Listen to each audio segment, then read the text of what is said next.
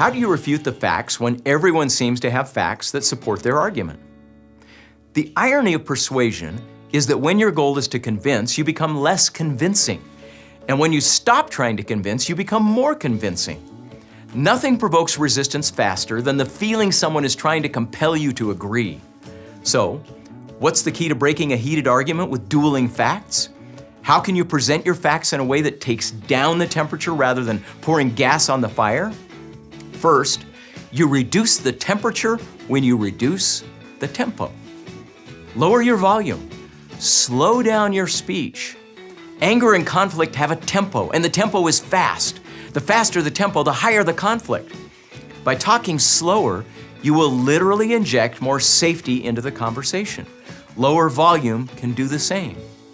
Second, offer air.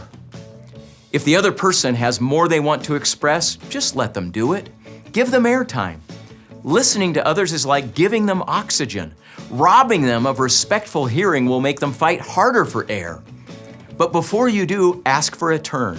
For example, you might say, I want to hear you out until you feel understood. But I want to know that I'll get a full hearing as well when you're done. If they can't agree to this, you're best off exiting the conversation. They're after an audience, not a dialogue. And finally, when it's your time, surrender the goal of convincing. Now, this can be hard to do when your ego has gotten a hold of you. Tell them, I'm going to share what I've concluded and why. It may not convince you, but that's okay. I just want to be able to share how I got to where I am. The truth is that when others seem obstinate, it's often as much a reaction to our own hard-headedness as it is to their own. Give up on the need to convince and things often go better.